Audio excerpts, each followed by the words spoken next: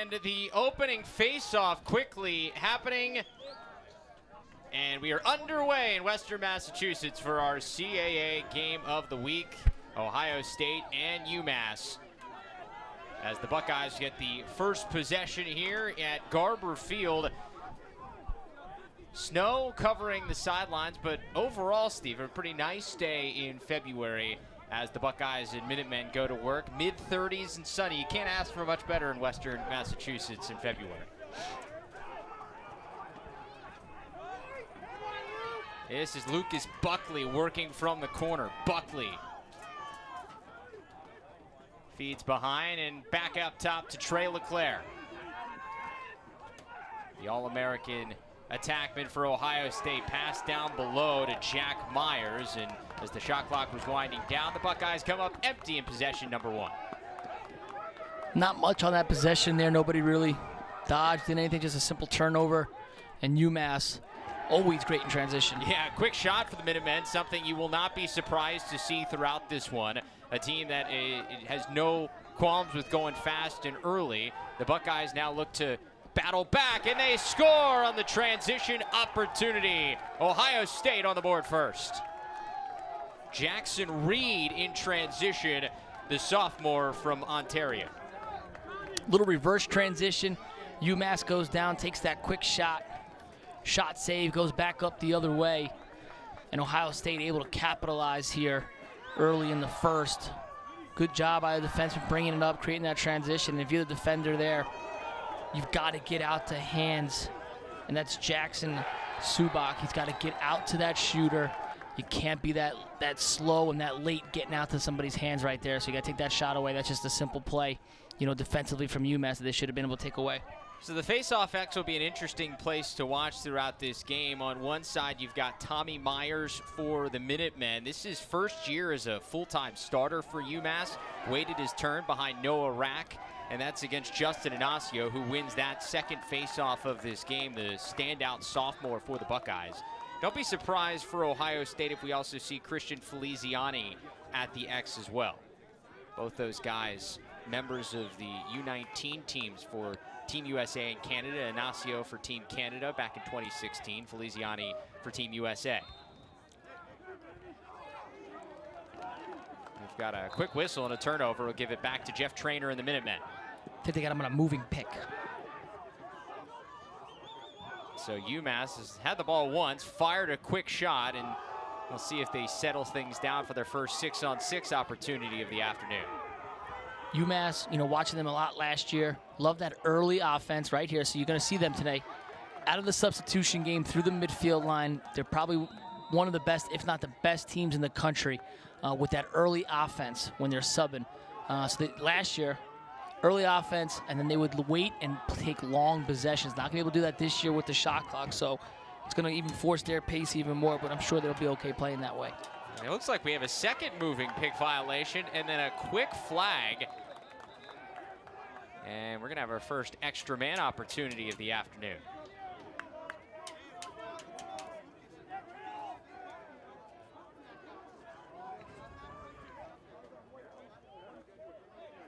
Just get a look at the Ohio State starting keeper, Josh Curson. We were talking about at the beginning. Not sure who was going to get the start, as both he and Skylar Wayland have seen time so far. It's Curson, the redshirt sophomore from nearby Newton, Massachusetts.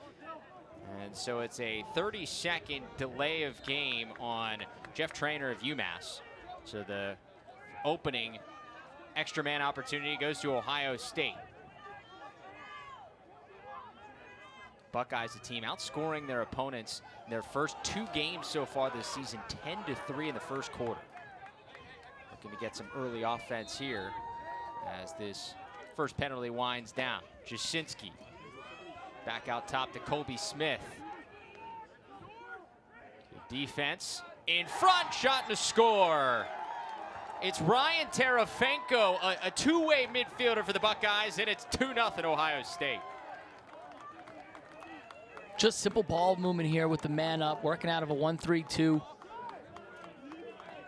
Again, good ball movement here. You find the guy on the inside, and if you're UMass, you know that penalty's expiring. You got to cover inside to out. You got to make sure that one guy on the crease, again, working on that 1-3-2, that one guy in the crease has got to be covered up, and then you can worry about some of those outside shooters. So just a simple play right there for Ohio State and able to extend this lead and go up 2-0.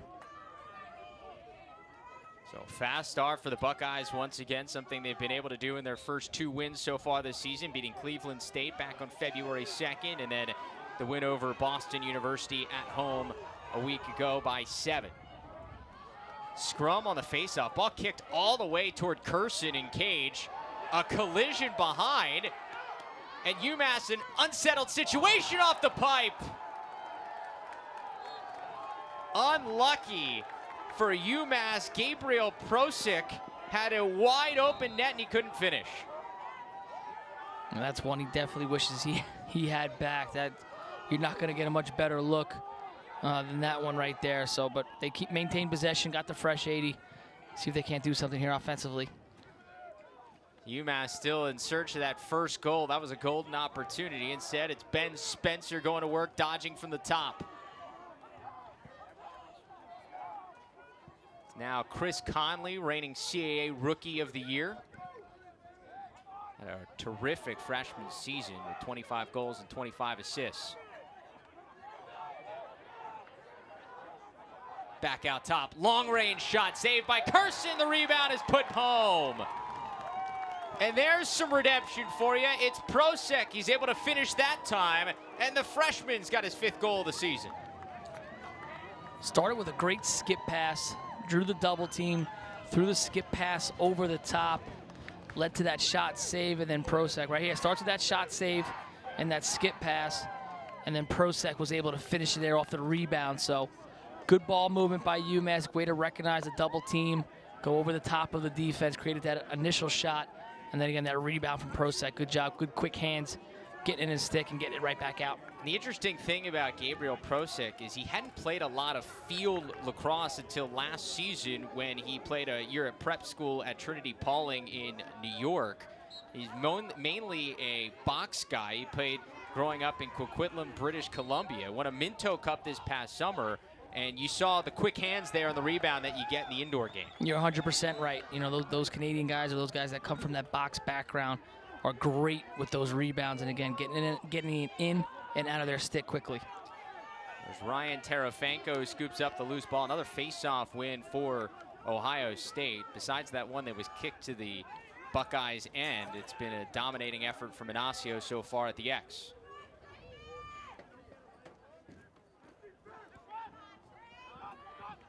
This is Trey Leclaire, number 44 red.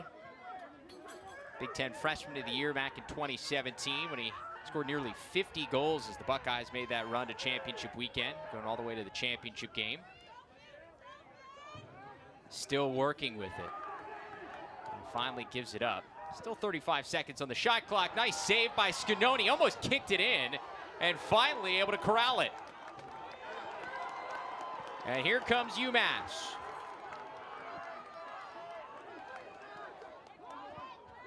Those long poles have no problem scoring. This shot in front from Devin Spencer is off, but the backup there for UMass. Again, that early offense from UMass. Watch them right now as they go through that substitution game. They love to play games at the midfield line. See, they got that extra man right there through the midfield line. And again, creates that early offense, that odd man situations for them. Great defense there from Matt Borges, able to deflect the pass, and he creates the turnover. Borges, the defending Big Ten Defensive Player of the Week. Transition chance the other way. Long pole shot saved by Scanoni.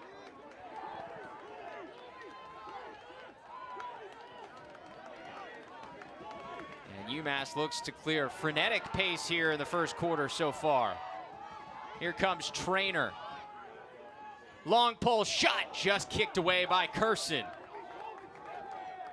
Good opportunity from the LSM Dan O'Brien.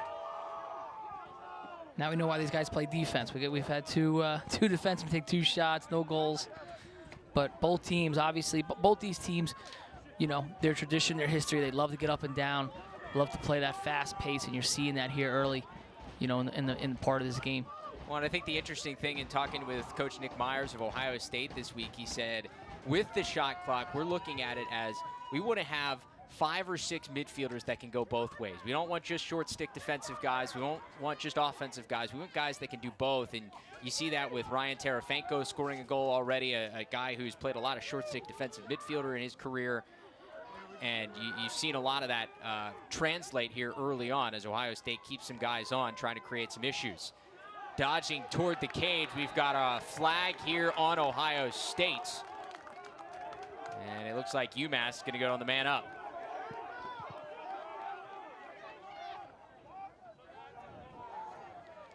Speaking of Ryan Tarafanko, he gets the flag on the push, and so he'll go to the box. UMass on the extra man opportunity for the first time today.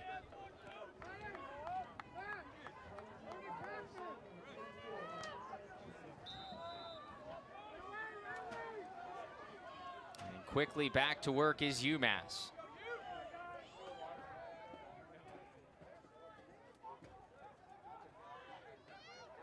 A lot of touches on the outside. Skip pass across to Spencer. Back out on top. Wild shot from Clayton Proctor. Well high of the cage, but the backup there for the Minutemen with 9 seconds on the extra man. In front, Procek couldn't finish. Just a couple seconds left before this penalty expires. A couple of good looks for UMass. Proctor forgot the ball.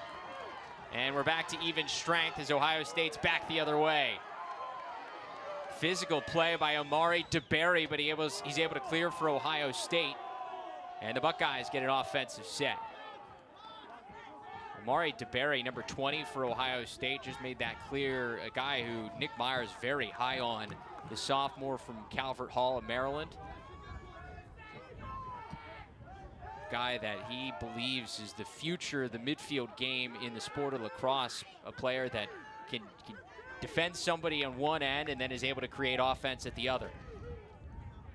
And you touched on that before. That's a position that's going to be extremely important now, you know, with the shot clock. You know, I still think 80 seconds is a long time, so you have plenty of time to get your guys on and off the field. But if you can keep those guys on, keep an offensive midi, make them play defense, you know, when you're looking from the other side, you know, that's a huge advantage and a win for you when you get to the offensive side of the field. Jacinski back up to Buckley. Skip pass across, just missed on that pass, and the loose ball scooped up by UMass. And Scanoni with the long clearing pass upfield. Look out, collision around midfield, but Jeff Traynor and company able to collect.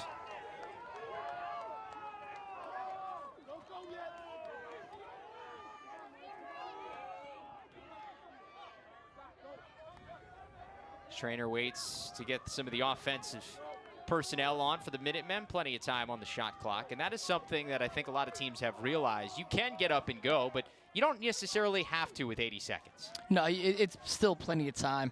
Again, if you're one of those teams that want to, you know, keep your traditional defensive midfielders, offensive midfielders, you've got plenty of time to get guys in and out and get the matchups that you'd like. So, but again, I think most guys will probably try and take advantage of that and try to have some two-way guys that could do both.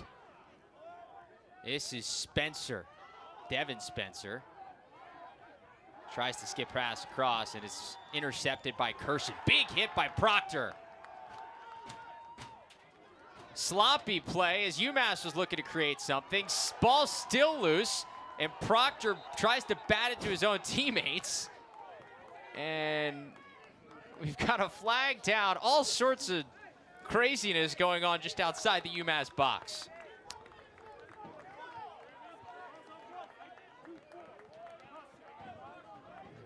We get a cross check on UMass. Scott Delzato on a cross check.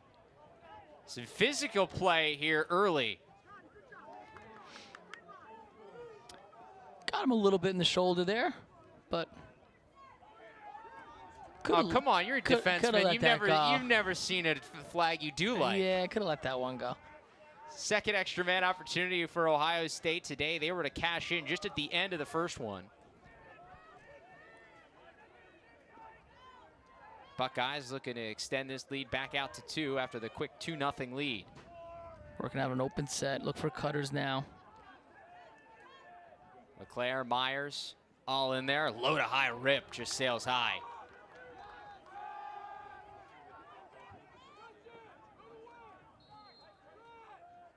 Working out of a 3-3. Two guys on the pipe.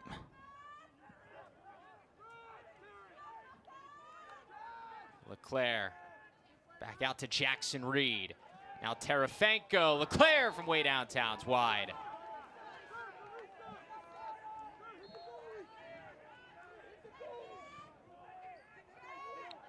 Myers operating from behind. Back out to Leclaire, and he doesn't miss that one.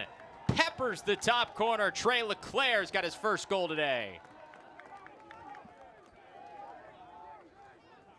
And that's the type of opportunity they were trying to set up with Leclaire. They kept pulling him, backing him up out of the crease, popping him up to get high here. And you take a look as his ball wakes its way around to him.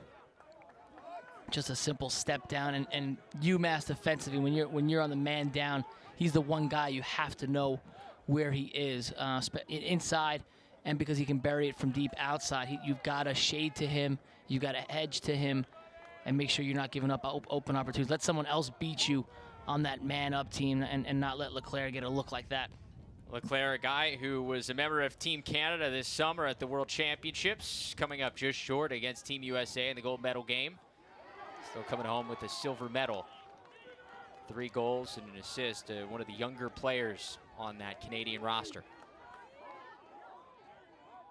UMass wins the face-off. A tough spot early on for the Minutemen, but Tommy Myers able to win things and get an offensive set. Now down 2 for the Minutemen.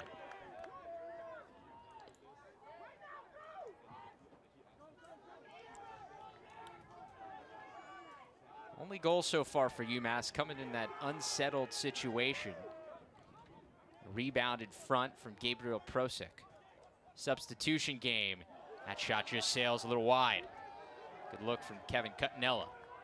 Get another opportunity out of that substitution game for UMass. If you're Ohio State, sometimes you just got to stay on defense and play 6-on-6 and stay matched up. It's better for you defensively than to try to play that game with them at the midfield line and give up those 6-on-5s or those 5-on-4 opportunities. Tobin to Conley to Procek. He's got 2.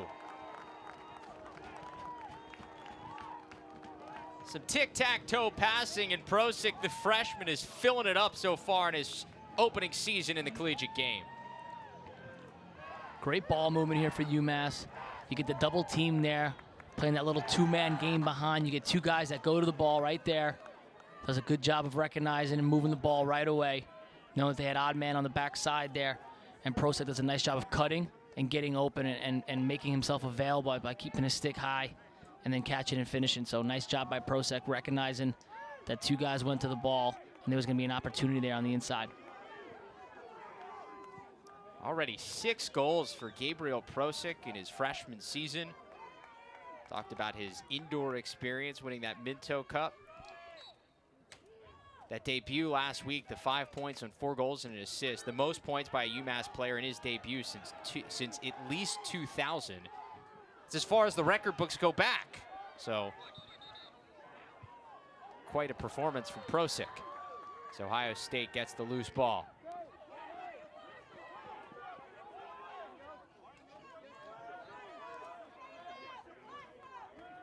This Buckeyes team, a squad coming off a tough season where they hit kind of a slump in the middle part of last year.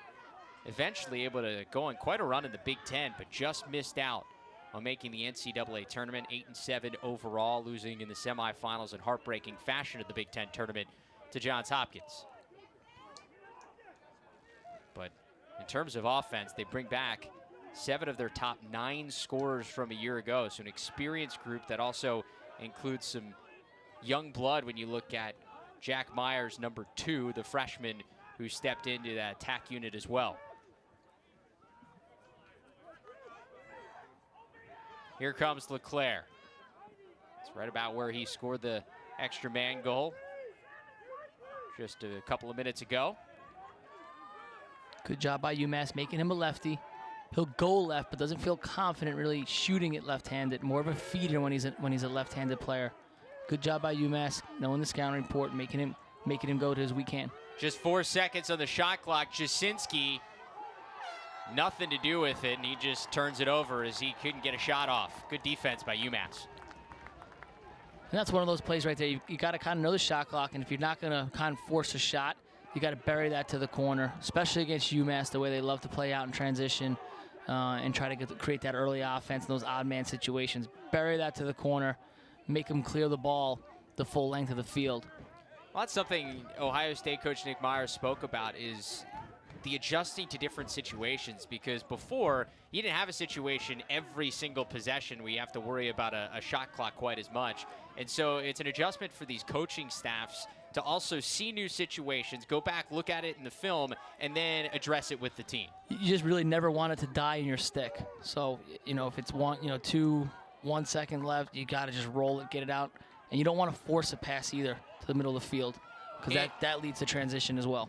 In front, good look there on the doorstep, couldn't be handled, but good ride by UMass, and they get the possession right back. It's Cutnella.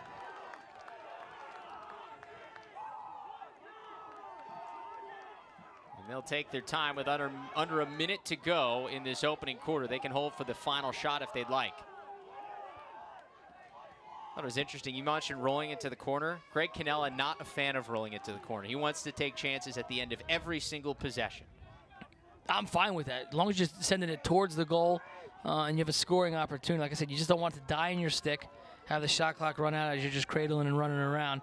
And I don't like guys throwing to the middle, because that's when you create that transition offense off of a sloppy pass to the middle of the field. 24 seconds left. Tobin triggers.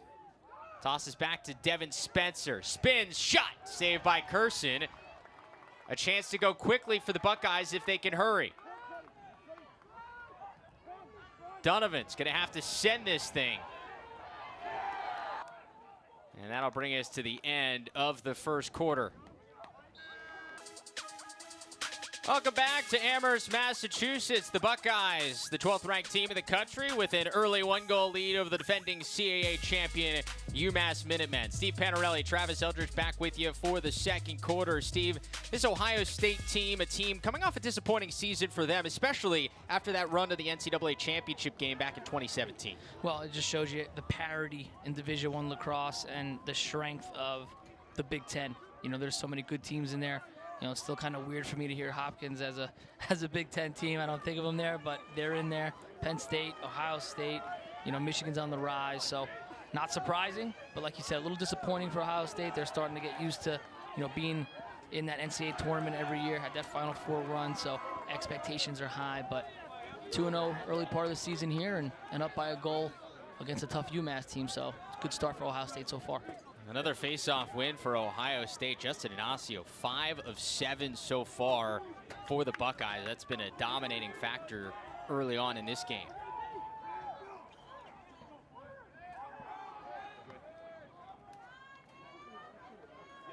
From behind, this is Jack Jacinski. He's been relatively quiet here in the first quarter. He's been terrific to start the season, leading the Buckeyes with 8 goals in just 2 games. Winds and fires Leclaire, and Scanoni saw it the whole way. Yeah, you're right. Scanoni did a nice job there. Stayed tall. Leclaire went high to high. Scanoni didn't move. Shot it right to his stick. Nice save. UMass ball. Scanoni already 4 stops in this one, almost to what he had against Army in that heartbreaking overtime loss. Just 5 stops. Coach Greg Cannella said no panic with Scanoni there in cage after that game. Just had a kind of off day.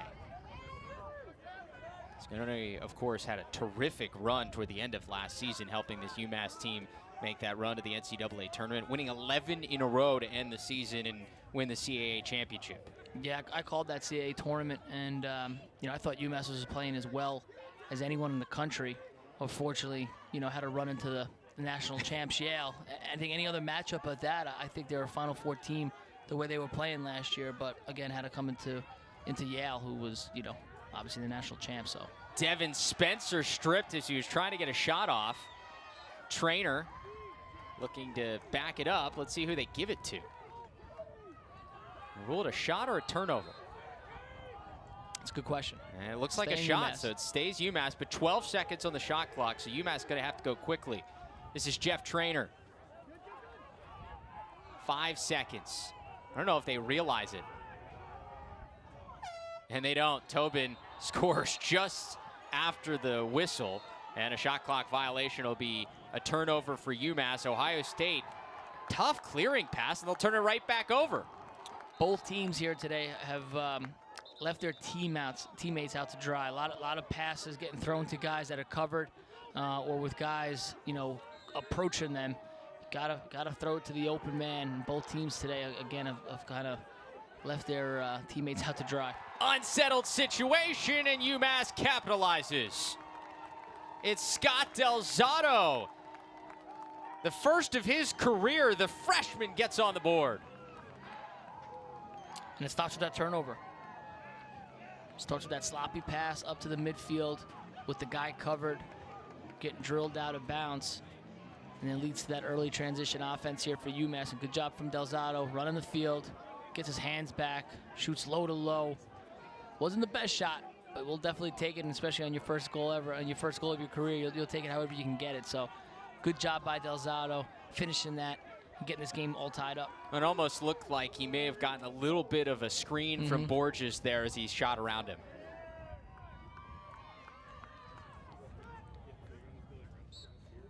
Let's go back to the faceoff X, a spot that so far has been dominated by Justin Inacio, and the domination continues.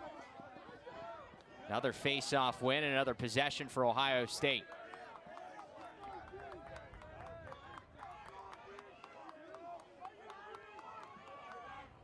Look at Jackson Reed in this offense, Colby Barker in there. Also have Johnny Wiseman. Wiseman, freshman from Ohio. Coach Meyer is really excited about him as well. Big, athletic, was a really good high school football player as well.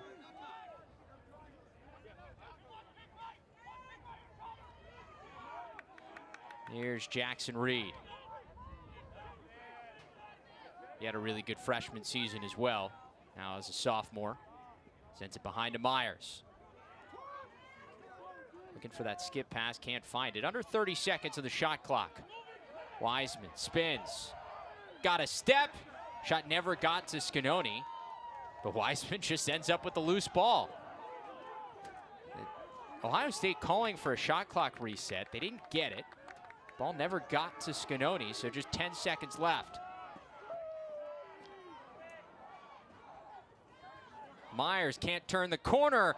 Shot in front is deflected, and that gets the reset. Nick Musey, the shot on cage. Able to get a good look there, but the rest of this possession, just a lot of one-on-one play. Nobody really beating their matchup, and a bunch of guys off ball, kind of just staring and watching the game as it goes on. Got to see some more ball movement here. And if you're going to play that one-on-one game, you got to win matchups. Wiseman winds and fires. Ohio State back up 1.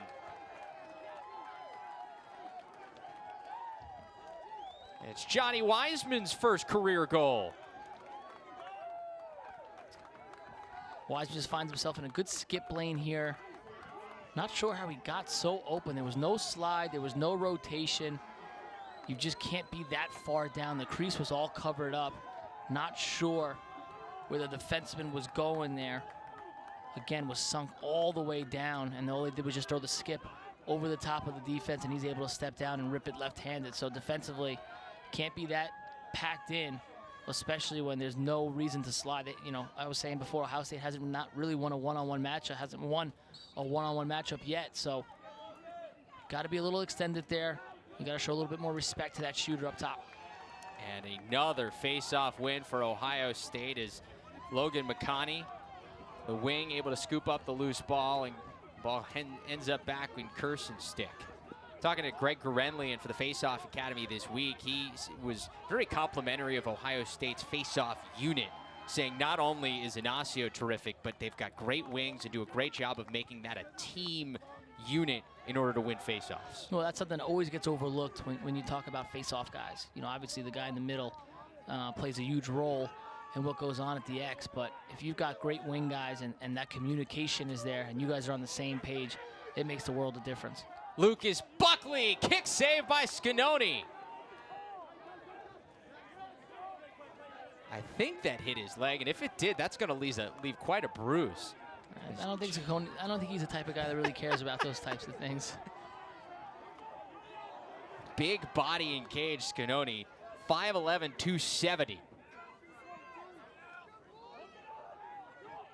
Ohio State keeps things up as Scanoni's got 6 saves so far this afternoon. Colby Smith gets into some trouble now, sent behind to Myers. He's had trouble turning the corner here as he comes from behind from X. And he airmails this one for Jackson Reed, and it's a turnover. If Reed was just a little taller, he would have had that one. That's what it's all about, right? It's just too short. It wasn't a high pass. Jack Myers, a guy who can certainly fill it up. Freshman from Bethesda, Maryland. 286 points in his high school career. Left Gonzaga College High School as DC, Washington, D.C.'s all-time points leader. UMass gets the clear, and the Minutemen content to set things up, down by 1 as we reach the midway point of this second quarter.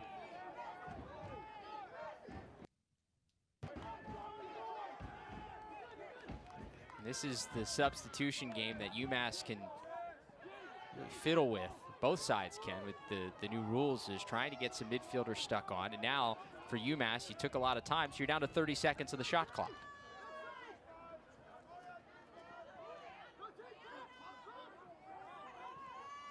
Devin Spencer now to Jeff Traynor.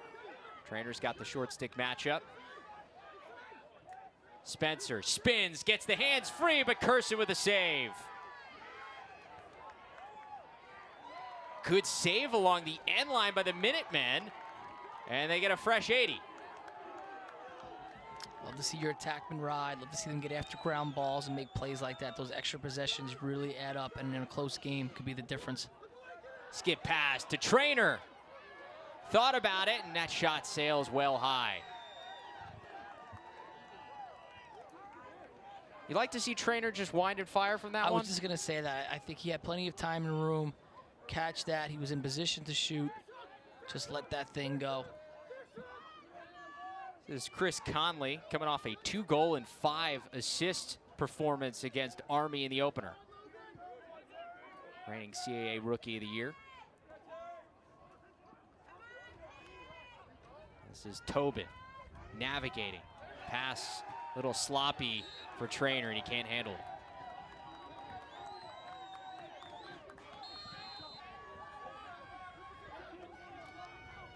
We've seen that from both teams here in the early going. Still trying to feel things out. Remember, Ohio State and Nick Myers downplayed this, but this is the first game outdoors that Ohio State has played all season. You see that in early season lacrosse, especially when you're talking some of these cold areas. It definitely has an effect on the game. We were watching the Duke-Denver game before, and they were very sloppy with some of the weather. And we'll step aside here on LSN. UMass down by 1 to Ohio State. We'll be back here on Lax Sports Network. Welcome back. Ohio State with a 1-goal lead in the second quarter over the defending CAA champion UMass Minutemen. These two teams with a couple of All-Americans, and you heard our Player of the Year watch here at the break on LSN, Pat Spencer, a guy we are going to have a chance to see in about a week and a half on Lax Sports Network when Loyola takes on Towson. Pat Spencer and the Greyhounds getting Hopkins this week, later on this afternoon at Homewood Field. Pat Spencer, not another guy like him right now in college lacrosse. There may not be a lot like him in all-time college lacrosse. He's just a different cat.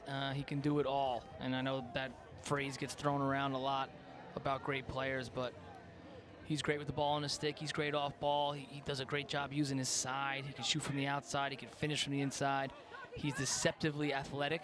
You don't think of him as being like a real quick, great change of direction guy, but he is. He can win the matchups that way. So he truly does it all. He's my, right now for me, I mean, he's by far, I think, the best guy in college lacrosse. One of my favorite guys to watch in terms of the way he is able to see the field. We saw him score a bunch of goals in the opener against Virginia, but his ability to distribute, already the career leader in Patriot League history in assists, and he is just the beginning of his senior season.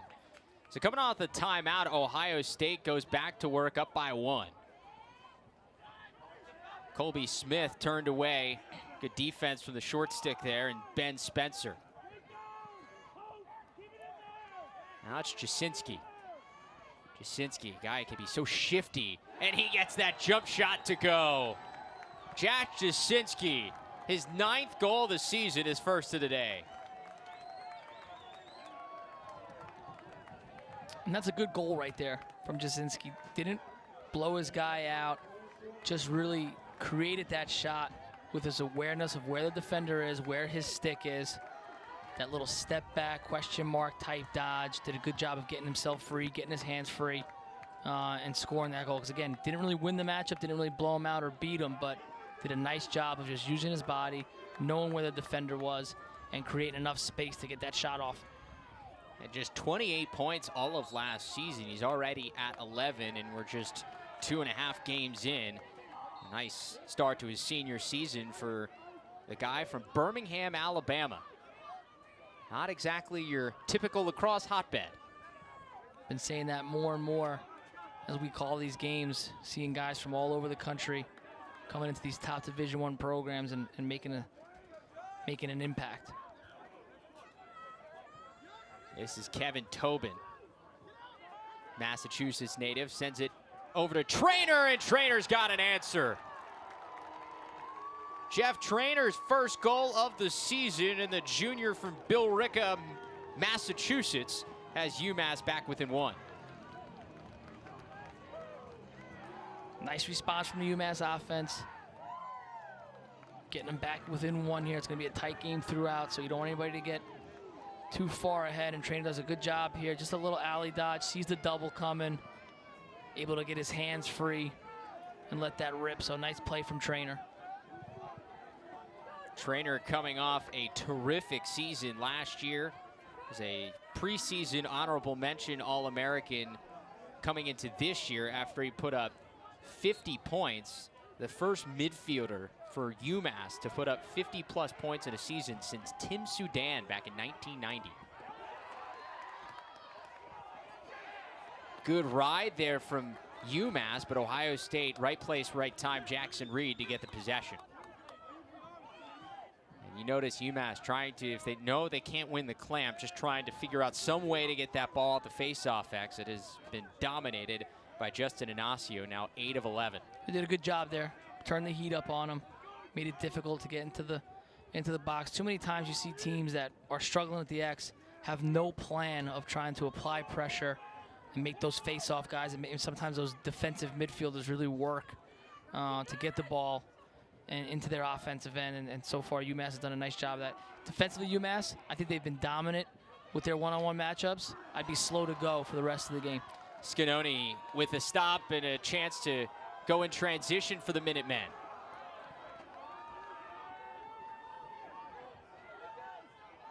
Good job by Ohio State getting back in the hole.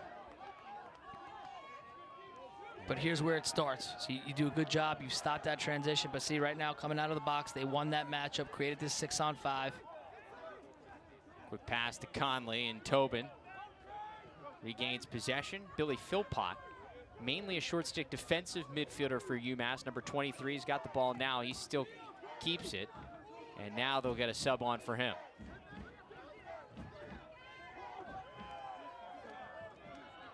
And what they do is they force you to keep your offensive midfielders on the field by subbing this way and playing that game through the midfield X. So that creates matchups for them offensively. And again, makes sure your guys work on defense and probably takes them off of the next offensive possession if you're Ohio State. Here comes Spencer. Draws the short stick, turned away. Now to Conley, in front, Procek again. A hat trick in the first half for the freshman.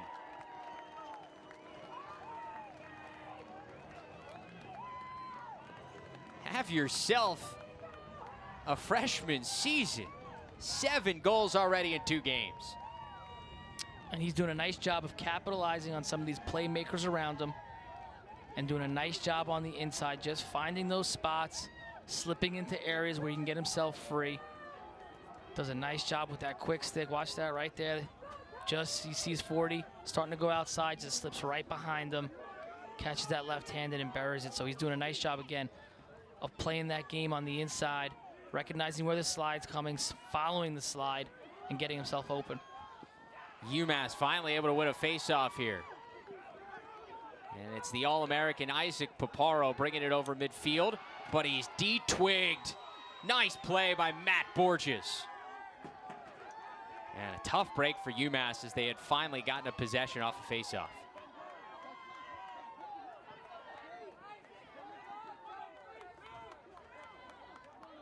DeBerry still holding on to it.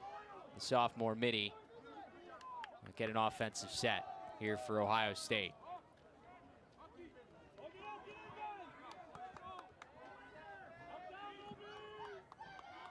Myers, Jackson Reed in there, Trey Leclaire as well, and some of the subs come on. Jack Jacinski, one of the lead midfielders, along with Colby Smith running out of the box. Here's Buckley to Leclaire. He's got a step, rings the bar. A long rebound, stays in bounds, and the refs say it's Ohio State's. We talked about it before with Leclaire. You can't let him get to his strong hand. They did a nice job of using that pick to get him freed up. I think when he's in the pick game and he has the ball in his stick, you just got to jump that pick, take it away, and make him go back to where the pick came from. Jacinski, a laser to the top shelf. Jack Jacinski taking advantage of the short stick matchup, and he's got 10 on the year.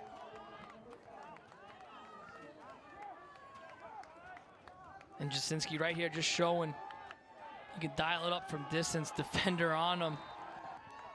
Gets to his right hand here.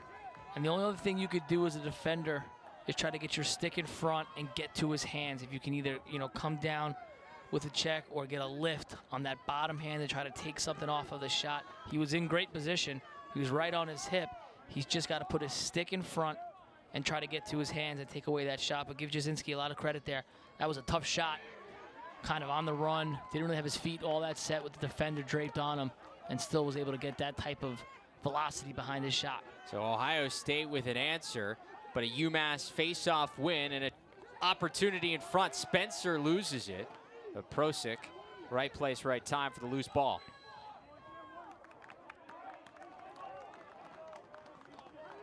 And UMass wants to take a timeout with 2 minutes to go here in this first half.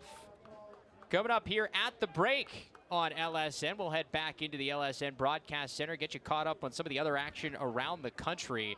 How about that Denver and Duke game? Steve, we were watching it just before we went live. It looked like it was going to overtime as Denver scored late. Duke, right place, right time to be able to walk away with another come-from-behind win against the Pios. Yeah, you're going to want to stick around to see that play. That was sloppy play that wound up being the game winner for Duke. But, yeah, great game, back and forth. Give Duke a lot of credit. Denver had the lead for most of the game. Duke was really sloppy, but then they stayed with it.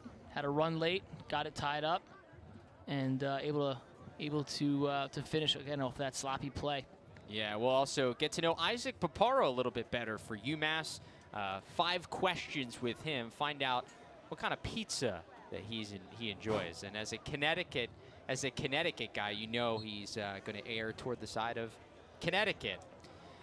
When you take a look at head coach Nick Myers, this has got to be a comfortable place for him because growing up in Kennebunk, Maine, he also went to Springfield College, not far here in Western Massachusetts from Amherst. Nick Myers saying this week how he's so appreciative of Greg Cannella and all that he has taught him throughout his early coaching career, and even shared that when he was growing up, his first lacrosse t-shirt was a Garber Gorilla t-shirt. So there you go, Ohio on the other end of things this time, but formerly a UMass lacrosse fan growing up in Maine. Most impressive was that double earring game that he was special. Sporting, yeah. We're going to have to dig up some pictures of you from Syracuse soon. Well, those will be interesting because when those double earrings, but a lot more hair and a lot higher. Jeff Trainer races in.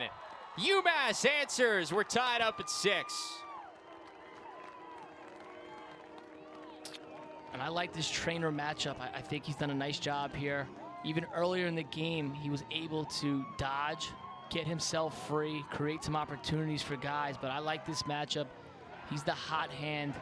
And even going against the pole, he's been able to run by these guys and create space. So if I'm UMass, keep going to the guy. He's been able to win his matchup and create opportunities for your offense. Jeff Trainer now 2 goals on the afternoon after getting shut out against Army in that overtime loss a week ago. And so UMass back to the faceoff X, a spot where we just saw Tommy Myers win a faceoff as the battle continues with Justin Inacio, the standout sophomore. Violation against the Minutemen gives it back to the Buckeyes.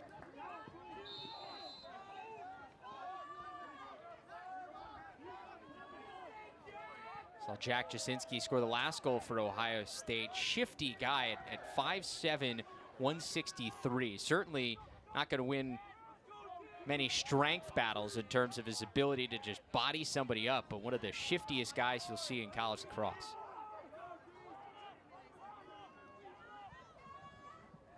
Lucas Buckley, the Walpole, Massachusetts native from outside Boston, so he's returning to his home state today. Jacinski's got his man hung up. Feed back out top. Leclaire shot is stopped by Scanoni. Rebound, no. Jacinski, though, with a fresh 80, and you can see Coach Nick Myers on the sideline holding for 1 shot with 50 seconds to go in the first half. Buckeyes want to go in either with a lead or tied against the Minutemen here on the road.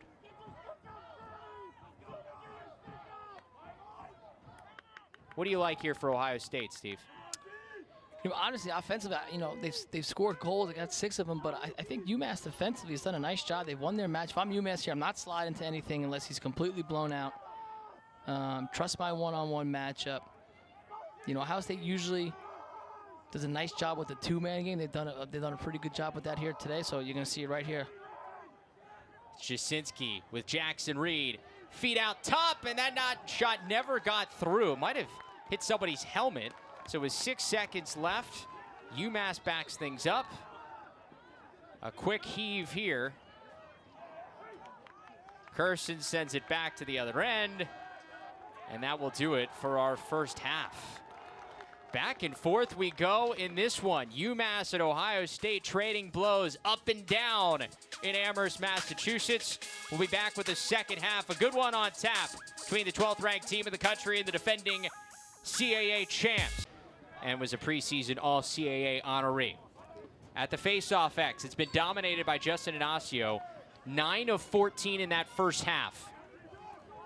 Going up against Tommy Myers from UMass once again, and it's Inacio coming away with the clamp win. But UMass, a good chance at the ground ball. Pushed ahead, and it's Borges for Ohio State who gets the possession. But a quick turnover. UMass relentless throughout that first half. Love what UMass is doing off of the face-offs. Their defenders are extending, making it very difficult for those outlet passes and making it real tough for Ohio State after winning the face-off again to get in that offense possession, to get set and get settled. So UMass recognizing that maybe not having the type of success that they would like at the face-off X, but making adjustments and again creating turnovers, which is just as good as winning the face-off.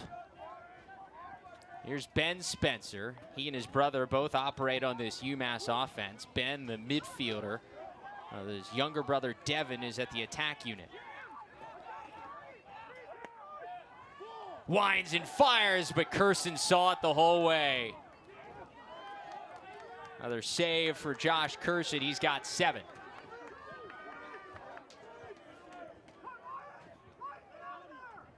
And Ohio State with his first offensive opportunity. What'd you like that they were able to do offensively in the first half?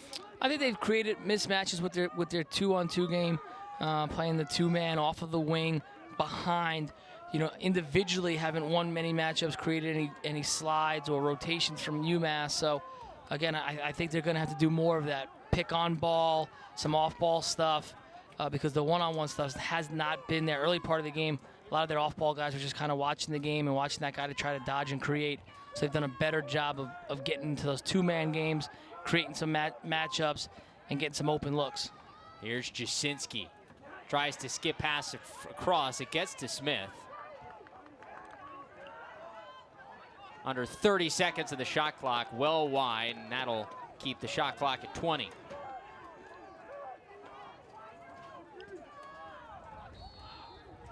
Late shot clock situations, places where we will continue to see teams adapt, try to figure out what teams will send it to the corner, what teams will force something.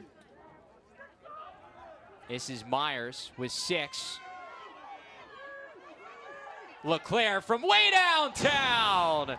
Trey Leclaire. He's got 2 on the day.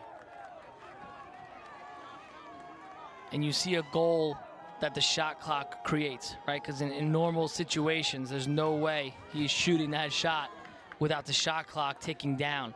I mean, he is deep and from distance. Scanone, that's one of those plays he wishes he had back. That's a save he makes all the time. Took a good bounce shot, took a kind of a funky hop for him. But again, the shot clock creating that offense and creating that goal for Ohio State, because otherwise there's no way he's taking that shot. And in talking with Isaac Paparo from UMass on this defense earlier this week, he was saying, we've got a broken stick. Justin Ignacio just shredded a pole.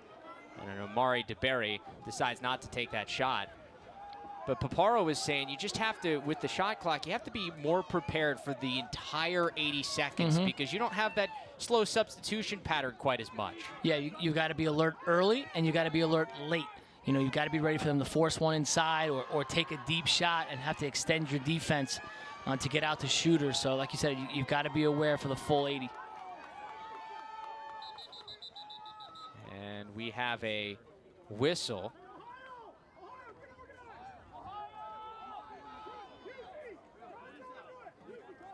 One ref was taking the stick that Justin Ignacio destroyed and throwing it to the side. One thing I think coaches can do too, you know, when the shot clock is winding down, is maybe have some set plays. Depending on where the ball is on the field, whether the wing, you're up top, behind, have some set plays that at least you can try to work an opportunity to get something off of that late in the shot clock, as opposed to a guy just running around and looking at guys off ball.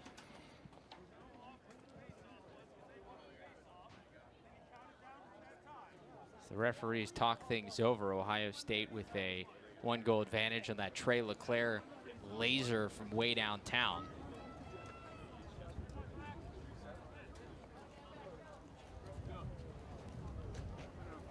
And they're talking things over. I believe it sounds like there's a shot clock issue.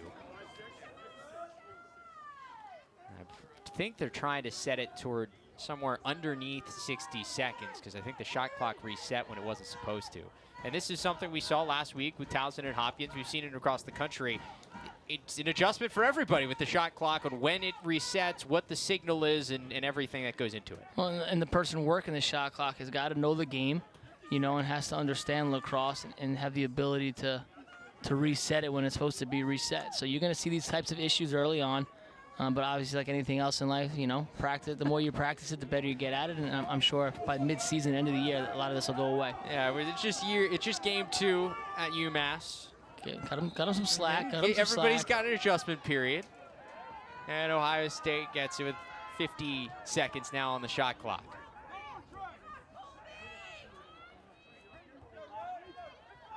Trey Leclaire looking to use a pick. He's got Isaac Paparo on him. Great matchup between a couple of All-Americans here. Now to Myers. The freshman. Bounce shot goes just enough to get it past Sean Scanone.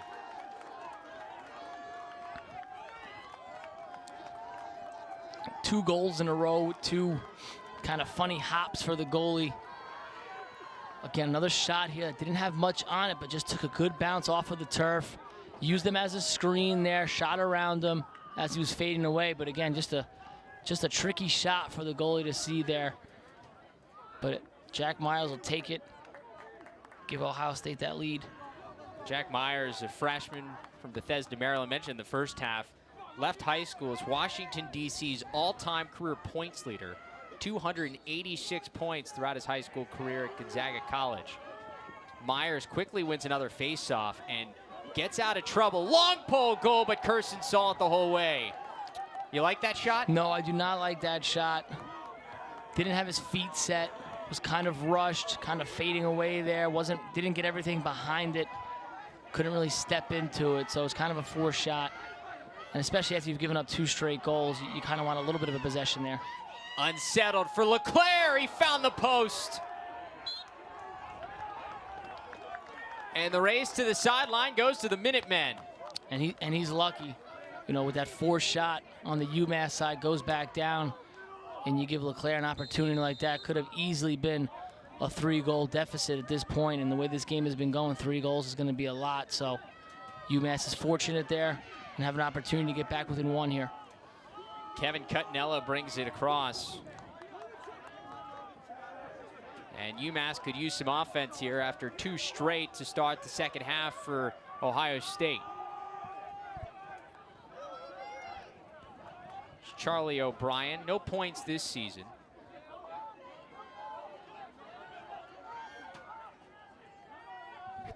Now set behind to Conley. And UMass looks to go to work. Skip pass back out top to Proctor.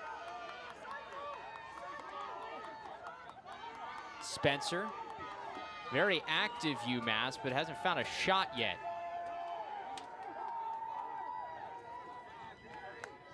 Chris Conley, reigning CAA Rookie of the Year. To Cutnella, he loses it. Conley still with it, 10 seconds left on the shot clock, still a shot for UMass.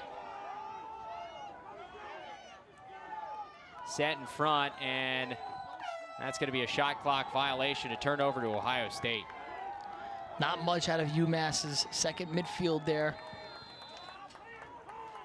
Couldn't get their hands free, couldn't create any opportunity. So look for that when that unit's on. Keep the ball with the attack, possibly try to find a matchup there. Or again, try to create some opportunities, because Ohio State obviously felt very comfortable with their one-on-one matchups. Didn't really show much, and nobody had to slide. Nifty move by Jeff Henrik there around midfield to get the clear for Ohio State, the long pole.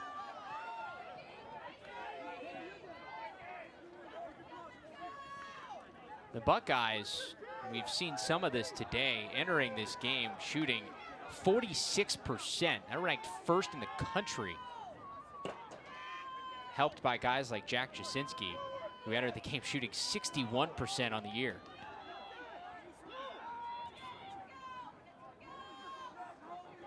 Buckley. Looks like it might have got caught in his stick. Sells well wide, but Myers there. Still 30 seconds. Steve, I think those are the shots that maybe keep the shot clock off if we're thinking about last year. Absolutely. Absolutely. And that's why you had to go to a set time, because you got to take it out of the official's discretion. Now down to 10 seconds of the shot clock. Jacinski navigates. Leclaire. Oh, he couldn't put it on frame. And it did hit the post. It was the side of the cage, and it resets the shot clock to 80. Just a great move there.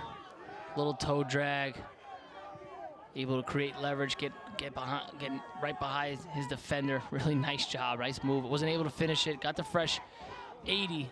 But those are the types of things, those are the type of plays that those Canadian guys are just a little different than some of the American guys playing. Leclaire, according to Nick Myers, came back ready for this spring season. His shot to score. It's Kobe Smith, the sophomore from Lancaster, Pennsylvania, and it's a 3-goal edge for Ohio State, their largest lead of the day.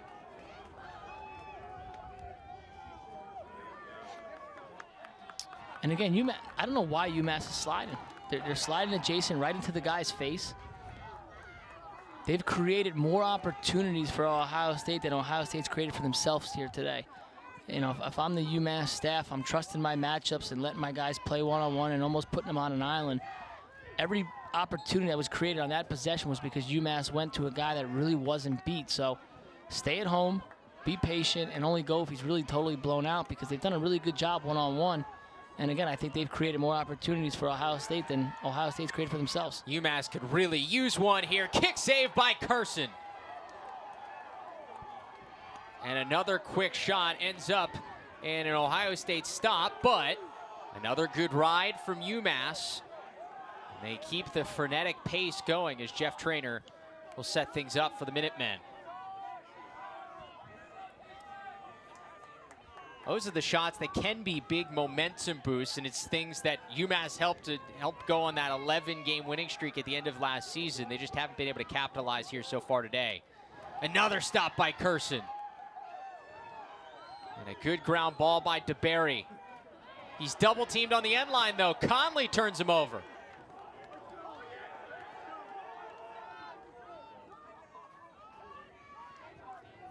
Procek. Spencer, they had him on the skip pass. Now he finally ends up with it. Procek shot stopped by Carson. It's 11 saves for the Ohio State netminder. The backup, good race, won barely by UMass. And you could already see on this possession with UMass's first midfield line, Ohio State's much quicker to go to those Dodgers. As you can see, they're winning matchups right there. Tough shot. Another stop by Carson. He's got 12 saves. Haven't talked much about him today, but he's done a really good job for him. He's been in position all day. He's made the saves that he's supposed to. He's done a nice job in the clearing game as well. He's been playing really well for Ohio State here today. In his first start earlier this season against Cleveland State, made a career best 20 stops. He was terrific at the end of last season. His final 4 games last year, Josh Carson, a 7 goals against average, all those games coming against ranked opponents in the Big Ten. So he saw some of the best offenses and talent in the country and was able to shut them down. Big reason Ohio State was able to make that late run last year and put themselves in a position to almost make the NCAA tournament. Looking for a 4-goal edge. This is Jackson Reed to Leclaire. Trey Leclaire's got a hat trick and he's putting on a show. And it all starts with that 2-man game off of the wing, opposite side. Get UMass out of position, work it behind, and then you can find a posted up shooter in Leclaire. So again, has been one-on-one for Ohio State. It's all been coming out of the 2-man game and the way UMass has played the picks, and it's created opportunities for this Ohio State offense. And it starts at the other end. Josh Carson's been terrific, especially to start this second half. Able to stop any UMass chances, and then it ends up in a Leclaire goal. Trey Leclaire, in talking with Coach Nick Myers this week, said he's really proud of him. Came back here in the spring or the winter preseason, 5 to 6 pounds lighter, same amount of muscle, and he's really put himself in terrific shape coming off that appearance in the World Championships for Team Canada to put himself in a position to be really successful this year. Probably learned a lot from those guys, some of those older guys on that Canadian team. But yeah, give him a lot of credit. Did what he needed to do in the offseason. You could tell, he feels a little bit more confident, I think, even with his dodging here today. He's gone a lot more than he probably has in the past, and it definitely shows. He's done a nice job here today. Still, his main thing is playing off ball, getting himself in position to get his feet set and let it rip, but again, doing a little bit more than he has in his career with the ball in his stick. And when you look at Ohio State, 2 guys you had to know in the scouting report for UMass on this offense were Trey Leclaire and Jack Jacinski, 1 and 2 in points and goals for this team entering today. Both of them had now combined for 5 goals. Jacinski also has 2 assists, so big numbers for the big pieces offensively for the Buckeyes today.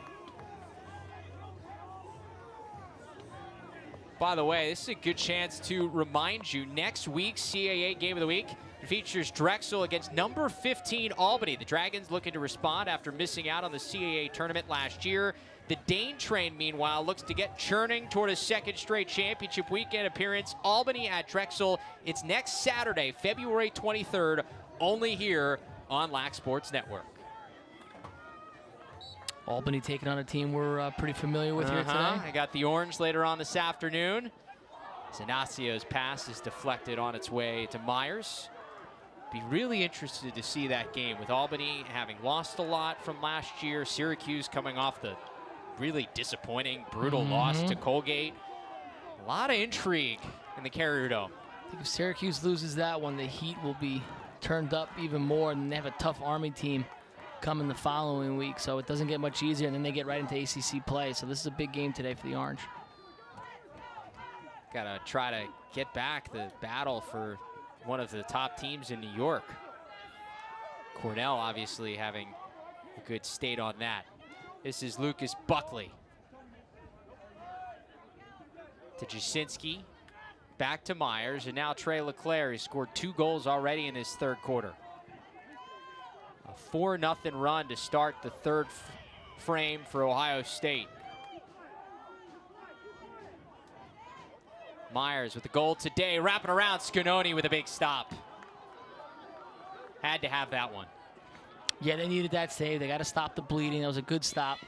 But then they get the turnover here with the clear. It's coming right back in their face, but that was a good save.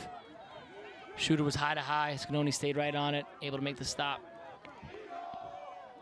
Both these goalies with 12 saves. It's something that we've noticed with the shot clock.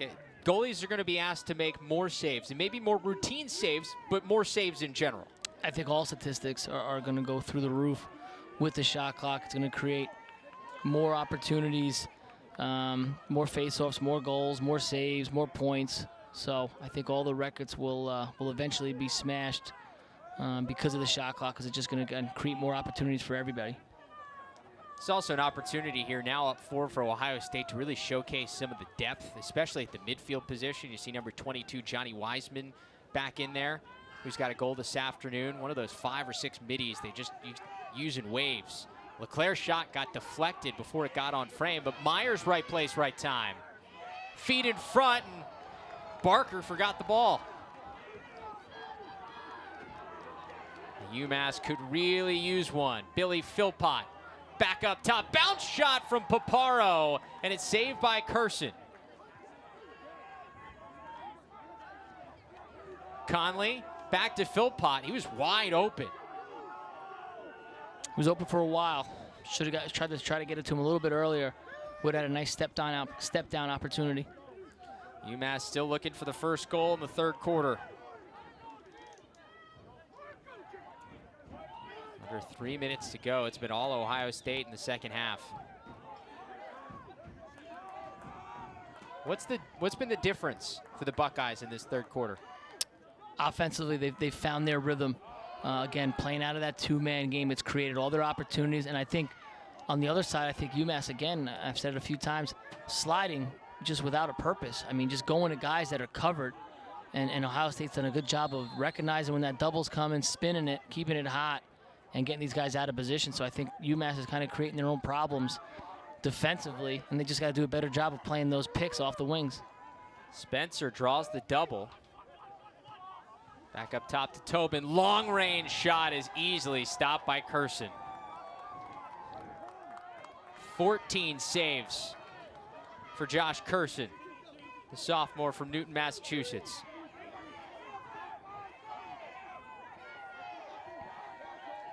And Jacinski, chance for Ohio State to really be methodical now, up by 4 late in the third quarter. Make sure they're getting good offensive sets. Well, the way they've been playing at the face-off X, I think you let this clock wind down. You start to play with maybe 20 to 15 seconds left. You don't want to leave UMass too much time if you don't have to. And if you do score late, you feel like pretty confident you can get it back and get another opportunity. Scanoni just barely able to keep that out. And let's see if UMass can get something in transition going. They've been quiet in transition today. Procek finds the post. And we have a flag down. Some scuffling in the middle between Ohio State and UMass as Gabriel Procek was looking for his 4th goal already with 7 goals on the season in just 2 games, the freshman. Let's hear what the flag is. An unnecessary roughness call. I totally missed that. I didn't see that. I didn't either. Hopefully the guys saw that penalty because I didn't. It goes on Lucas Buckley for Ohio State. So an extra man for UMass. Under a minute to go in the first half. This becomes a big opportunity for the Minutemen. Down by 4, still without a goal in the second half so far.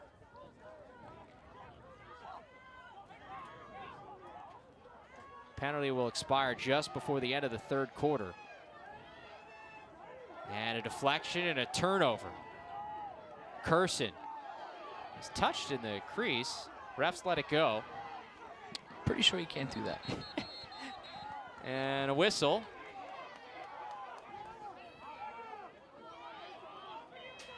And Ohio State will get the ball. As Gabriel Procek got away with one at the other end with Josh Curson. So 20 seconds left. Ohio State's just going to run out this penalty, run out the third quarter most likely. Enter the fourth with a 4-goal lead.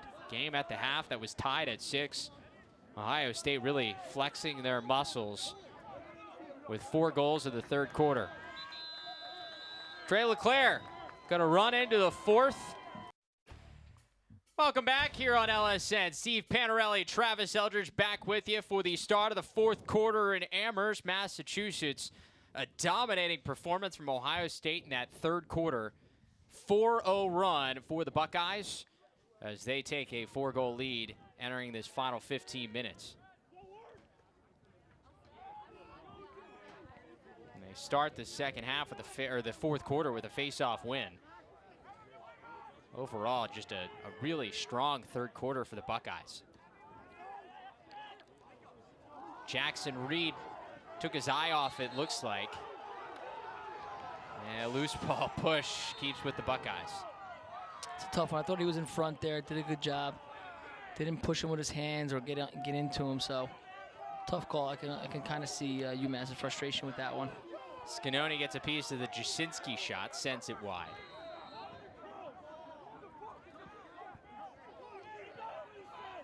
Here's Jack Myers.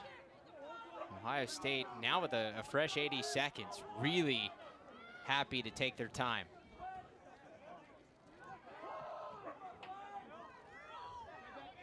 Jacinski trying to get his hands free. Defenders falls down. Shot is wide.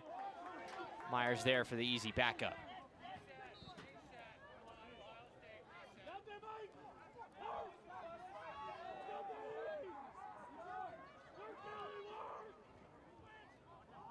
Ohio State looking to win for the second time in this series against UMass.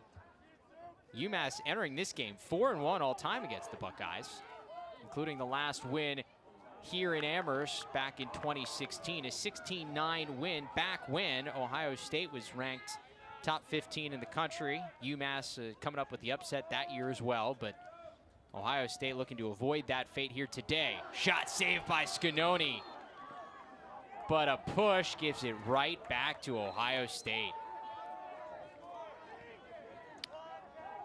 That's a tough one for UMass. Yeah, was that 3 80-second shot clocks right in a row? Yeah. For Ohio State.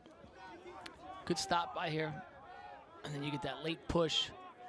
And Ohio State, what we've seen so far here early in the fourth, are going to be just fine with running this shot clock all the way down and shorten this game and taking away the amount of possession that UMass is going to have here. And this is when the shot clock isn't your friend if you're UMass, because now 3 straight 80-second timers really starts to add up. This is Nick Musey, another Ohio kid. Feed in front, Scanoni kicks it out. But another fresh 80, luckily for UMass, there's a turnover to give him the ball back. They needed that. They needed that. And again, another opportunity where UMass slides very early. No second, no third slide. Then they have the turnover here after catching the break with the Ohio State turnover. And get ready. You're going to play another full 80, it looks like. Scanoni has to be asking himself, what else can I do? He's got 17 saves for UMass. But Ohio State has gone back to work. And UMass, without an offensive possession now, close to 4 minutes into the fourth quarter. I thought even before the way this quarter started, I thought UMass had to get a few quick strikes, try to get some goals maybe in transition through that subbing game. Here's an opportunity for them right here, but even more so now, they're gonna have to kind of push the pace here and try to create some opportunities in transition. Paparo stays on there. All-American long stick gets it to Philpott. He's a defensive midfielder, did score a goal against Army last week. And Ohio State has done a great job in transition against UMass because it's their calling card. Hey, how can we get unsettled situations and make you pay? UMass hasn't done that today. They've done a much better job as the game has gone on. Early on, UMass got a lot of opportunities. They created a lot of 5-on-4, 6-on-5s. Even when it was settled through the subbing game, they created some of those opportunities. But Ohio State's done a better job. I think they've gotten used to it a little bit. You could practice it all you want, but until you see these guys do it live, it takes some time adjusting. And they've done a nice job throughout the game. Some of their guys have had to just stay on and play 6-on-6, and some of their offensive middies have had to play defense, but they've done a better job of stopping that early offense. Spencer looking for any type of opportunity. Now down to 10 seconds on the shot clock. Jeff Traynor sends behind, and that's not going to be the key with under 10, and it's another turnover for UMass. Not only a turnover, but did they even take a shot on that possession? Nah, I don't believe so.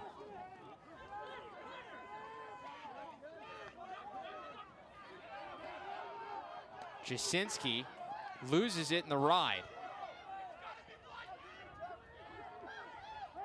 UMass could really use a loose ball, but there's a push that gives it to Ohio State. Nick Meyer saying, whoa, whoa, whoa.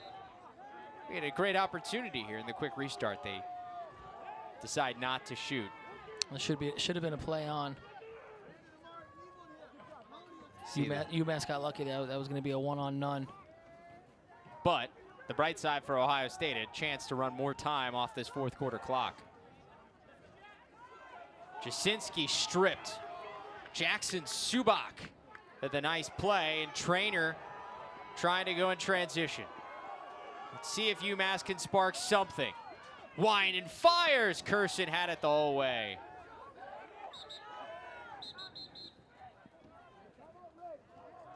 When you have double-digit saves as Josh Curson has had today, those long-range shots are going to be tough to get to go as Ohio State calls a timeout here.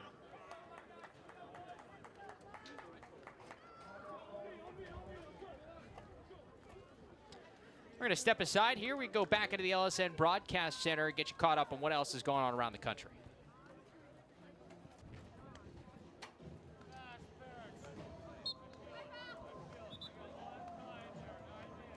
Yeah, sorry, I didn't know what. Say Towson highlight next time.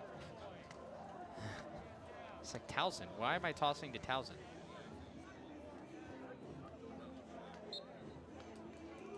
Or just say send a break. Like, honestly, just send it to break.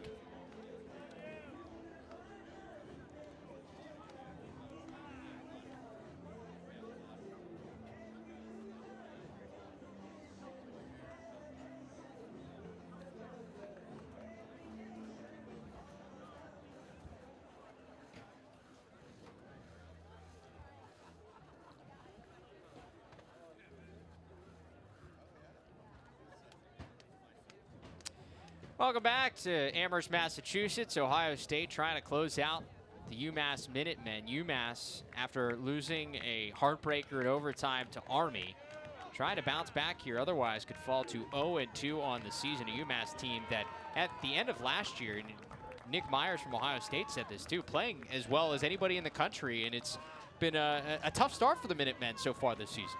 Yeah, well, they have two tough opponents. Yeah. You know, when you play an Army team, you know, even early in the year, they're going to be disciplined.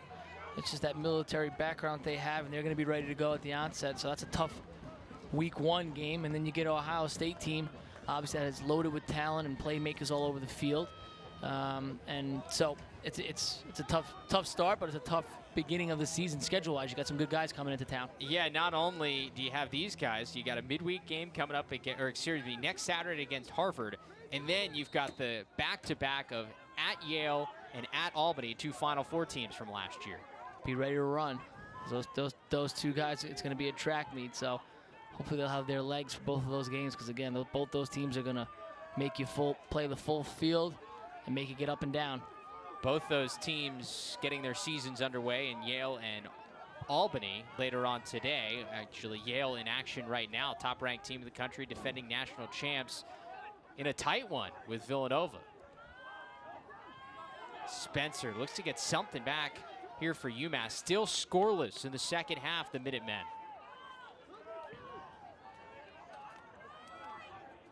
Haven't scored a goal since a minute 40 left in the second quarter. Bailey Philpott finally gets the Minutemen back on the board.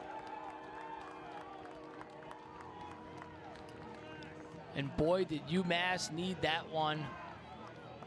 Philpott, second goal of the season, first of the game. Does a good job there, gets the swim move, keeps the ball on the stick. Little rocker step, rocks him to sleep, gets him right back there, gets to a strong hand left, and able to finish on that bounce shot. So do a nice job there again. Little rocker dodge, got his hands free, got underneath, just had enough space to put that one away. And now part of the issue becomes, how does UMass then get the ball back? And if they sent another guy out there at the faceoff X here, it's Tyler Green, the sophomore from Bridgewater, Massachusetts. Tommy Meyer's the starting guy for UMass. It doesn't really matter. He loses to Inacio as well. Just got to make stops. Just got to make stops. There's plenty of time here. You know they can score in transition, get out and run. It's a 3-goal game. Just, you know, under 8:30, 8:20 left in the game. So just get stops. Focus on your defense. And again, try to get out and run and create some of those easy opportunities in transition. You see Inacio winning 67% here so far today. 2/3 of the faceoff victories going to the Buckeyes.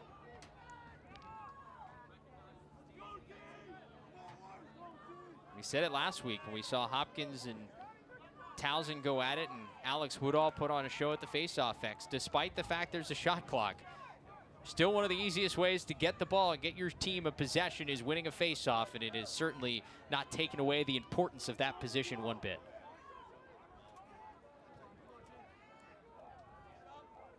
Jack Myers works behind the cage. Now under 20 seconds on this shot clock for Ohio State. Myers stopped by Scanoni. Another save for Sean Scanoni. He's got 18 stops today. You know, Ohio State is running the shot clock down. I totally get what Coach Myers is doing, but I think, you know, you talk to your guys, you tell them be smart.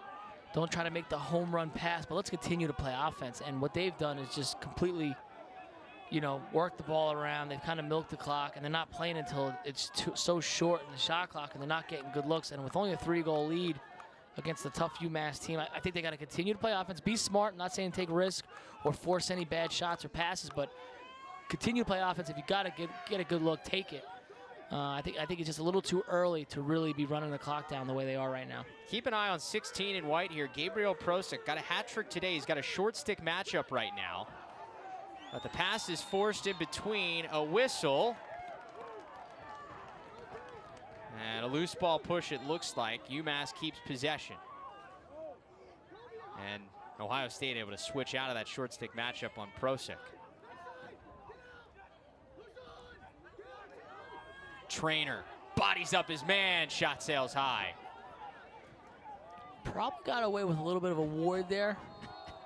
Definitely pushed off. That was like the MJ shot when he sunk it in was a game 7. Yeah. Just a little push off there. No whistle, no foul. That's right.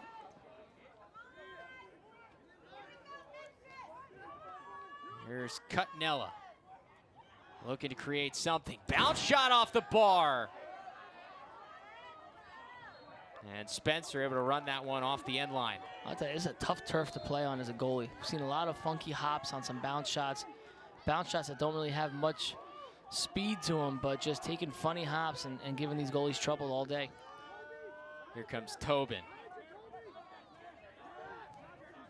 Ohio State defense has really buckled down in the second half. Trainer, tough angle, and he finds the side of the cage. Yeah, you're right. Give Ohio State's defense a lot of credit here. Done a great job here in the second half. Transition chance all the way through. Scanoni, key ground ball in the cage. And that's exactly what Coach Myers didn't want right there. A quick turnover. He's gone with that strategy of playing, you know, using the full shot clock and trying to play that clock management game. And right there, they have that quick turnover and give it right back to UMass.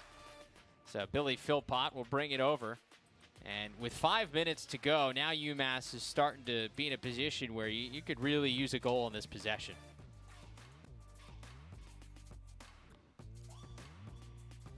Shot just a little wide. We got a nice little soundtrack to that, and that one is run down by Borges.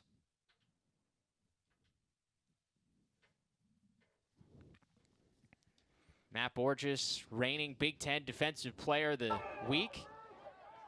Nice effort from him, and it's cleared by Jeff Henrick. And when I said before, I thought Ohio State should have continued to play offense.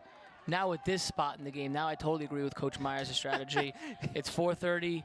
Now you can start to run that clock. Some time. Yeah, and now it becomes how many possessions does UMass have left if you're able to milk the whole shot clock. So now I totally agree with it. Thought it was a little early before, but that's why he's Coach Myers. That's why I'm over here, and I'm calling the game, and he's coaching the game. That's why Nick Meyer is now in his 11th season at Ohio State, and he's got to run to a national championship game. Correct.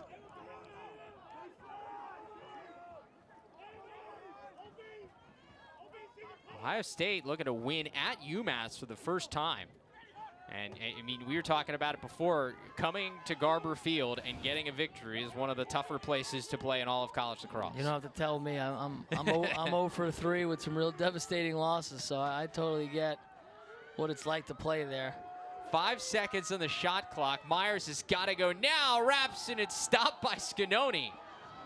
Oh, but that'll be a backbreaker. And you see Coach Myers on the sideline slowing everybody down, relax, and a fresh 80 seconds.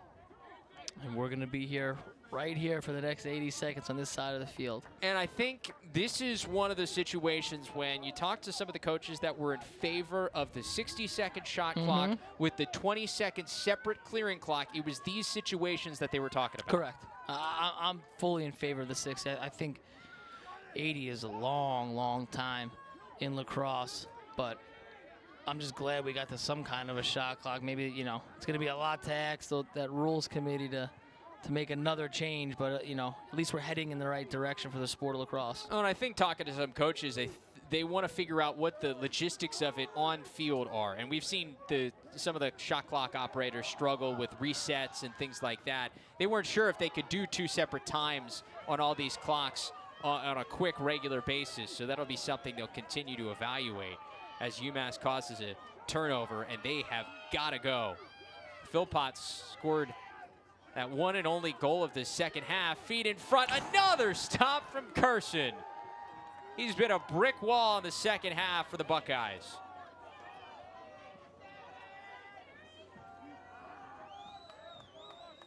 And that's the guy you want to hand it to at the defensive midfielder position, Ryan Tarafanko. All-American last year, one of the better short stick defensive midfielders in the entire country. And he's helping Ohio State now in his junior season put the icing on the cake of this victory. Unsure of who the starting goalie would be.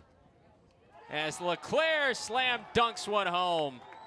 Pad the stats for Trey Leclaire. He's got 4 on the afternoon, up to 11 goals on the season. Just finished that thought. Unclear of who was going to be the starting goalie. Obviously, Curson came in here, talked about the tough environment, and did a great job for Ohio State today. A few times that defense broke down, he stepped up big And then Leclaire right there. A little icing on the cake. And when a guy like him gets that type of opportunity one-on-one with a goalie, I don't care who the goalie is, it's going to be a goal. So. And I think Nick Myers, when he looked at the goalie situation, he got a freshman in Skylar Wayland, coming from Ohio goalie of the year last year, U.S. Lacrosse All-American in high school. And Josh Kerson's coming back, probably feeling pretty good about himself after a really good season last year. And as you see Kerson make another stop, and Myers just wanted to push some buttons, figure out, hey, how do we keep all these guys sharp, competitive, and the competition certainly showing off in what you've seen from Kerson today. Well, you got a freshman and a sophomore. It's tough because those guys both, I'm sure, want to play. And how do you keep them happy? Because as we know, people have the opportunity to transfer if they're not playing, and so coach has a tough decision here. Kerson's playing great, so you don't want to pull him, but you've also got a young goalie that you want to keep here in the program and have around for a long time. But I'm not sure what the red shirt rule is, how many games you can play in before you can call it a red shirt. Seen that play a big role in college football. Correct, yep. This year. Just a 2-second difference between the shot clock and the game clock, so Ohio State can have basically run this thing out. As the Buckeyes lose it along the end line, UMass will get at least one more shot at this thing. Minutemen going to drop to 0-2 on the season. A tough start to the year, and things only get tougher for them. For Ohio State, got a game against Bucknell next Saturday before we see them again here on LSN. They go to the Patriot Cup down at SMU this year. Buckeyes will take on Marquette down in Dallas, Texas. One of the really fun events. Great job by Headstrong being a part of that as well. One of the good events in college lacrosse in a neutral site environment. But that'll put the icing on the cake for Ohio State. A dominant second half by the Buckeyes. Ohio State outscoring UMass 5-1 in the second half, and they walk away with an 11-7 win at Garber Field. What stands out about the result we saw here today? Third quarter, just the halftime adjustments that Ohio State made, the energy that they brought in right out of halftime, and it was really the third quarter. That was the biggest difference. The rest of the game is pretty much even, so it was that third quarter Ohio State blitzed them early and able to keep that lead for the rest of the way.